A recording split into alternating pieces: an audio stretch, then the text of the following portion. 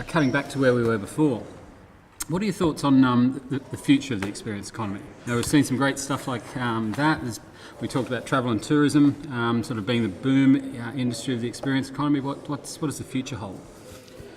I think it's interesting. I think it holds two sort of different streams. One, I think the very real experiences will become ever more valuable, i.e. these particular moments, as we are consumed by so many other products and stuff. The other side is what's going to happen in a virtual experience world.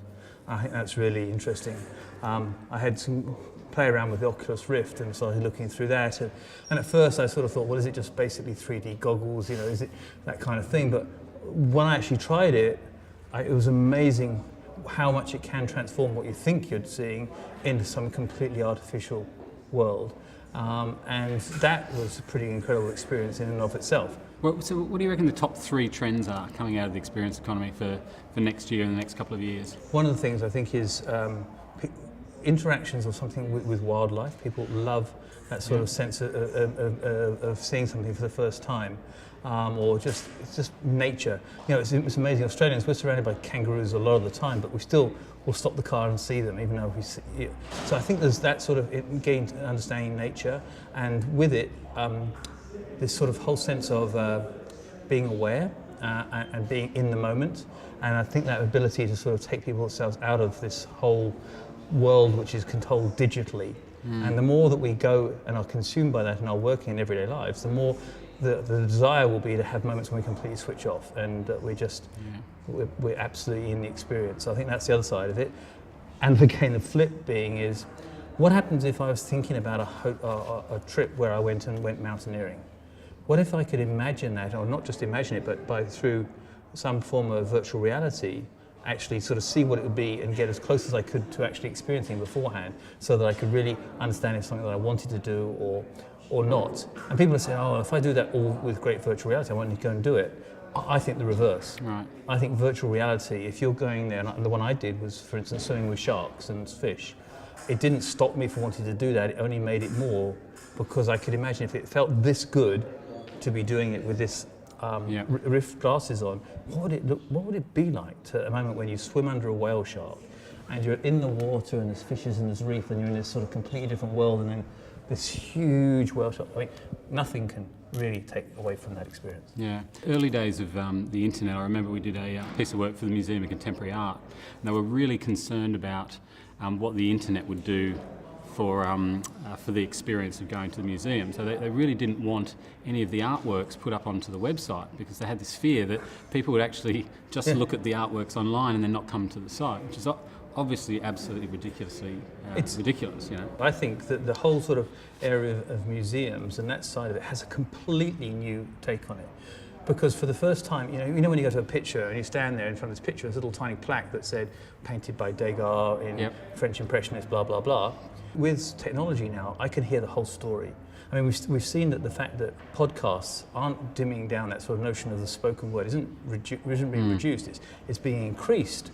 And I think that the ability to tell more of a story, and that ultimately is where experiences really starts coming into its own, that storytelling thing. Yep. Whether you've got a story to tell yourself or you're listening to a story, museums come alive, because they're no longer just sort of remote, distant pictures that you're studying and without really knowing it, they're brought to life. And when you see the stuff that some of the galleries are doing now about bringing skeletons to life and sort of being able to map onto that, the sort of human genome and stuff like that, I think that's incredibly, both as a learning experience and just as an actual experience in and of itself. Yeah, so storytelling's really becoming a key part of that whole experiences. Yeah, I mean, and storytelling is where it's at. I mean, thus has it always been, really. I mean, we learnt stories off of our parents' knees, and stories have never changed. You know, the thing that really I find is that the desire for stories will never change.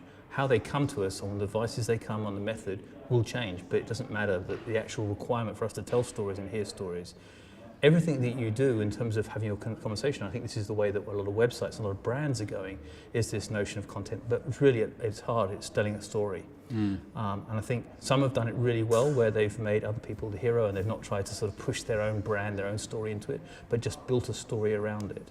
I think that notion of it, and the fact now that it's scalable, everything from a sort of Twitter-based 140 character story as a snackable element, right through to long form, means that I don't think this is going to be the death of long-form storytelling, quite the reverse. I think we're just going to use different little bits to get to that and different pathways back to it. But I think there's a real desire for people to listen to and hear stories. Stories well told. Yeah, so you think about a serial. I'm sure you've come across serial. That's just an incredible way to tell a documentary story.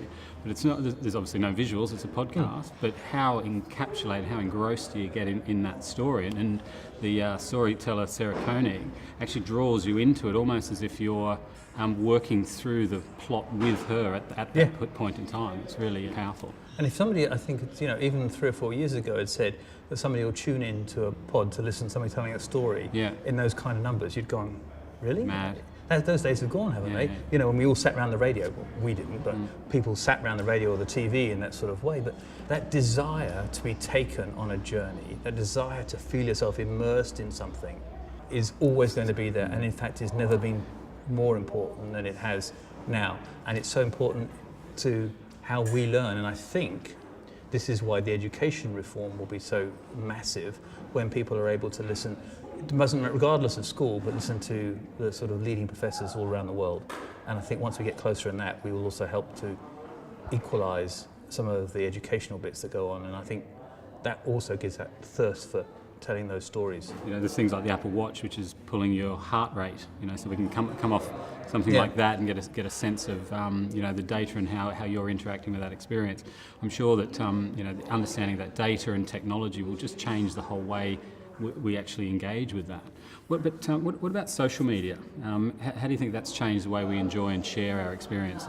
Because that's been one of the biggest changes in technology in the last 5 years, I guess, really. I can remember sort of even as little as 8-9 years ago, less than that even, people saying social media, that's just for 16-year-old girls. Yeah. And now it's completely the reverse. I think people, it again goes to storytelling. People love to hear about it and catch people's lives. Now, I was brought up a lot of my life in England, and I'm over here, but I've still got lots of friends over there, and I love seeing some of their Facebook posts on what they've been doing. That's transformed the connection, I think.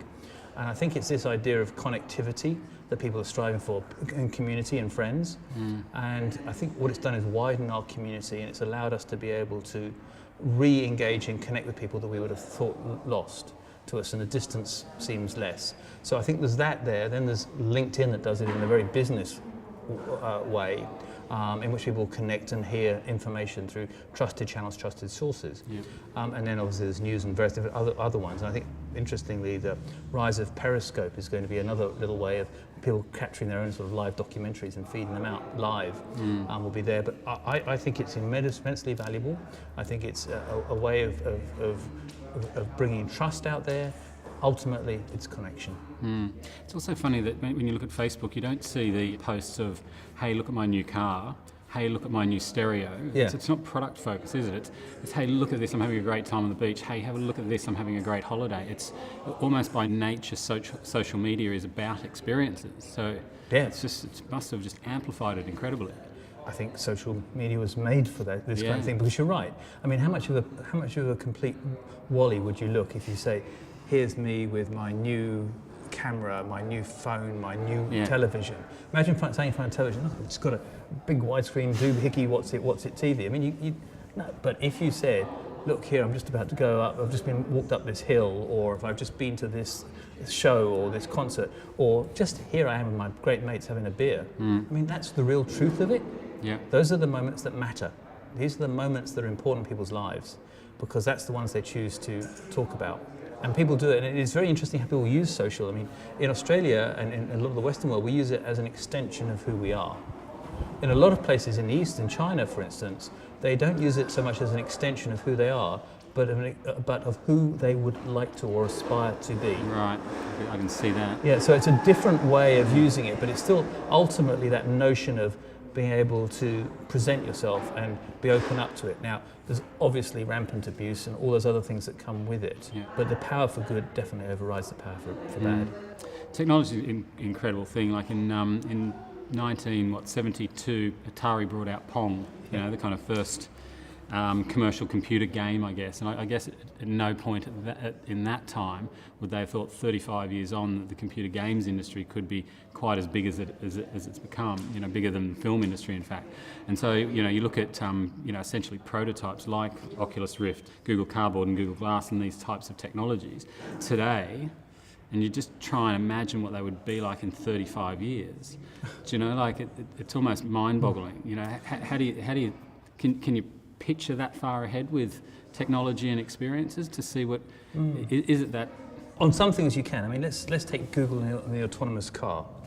I think most of us are getting to the grips with the idea now that we can understand a time in the future where we won't need to drive a car, and we will be much the safer for it.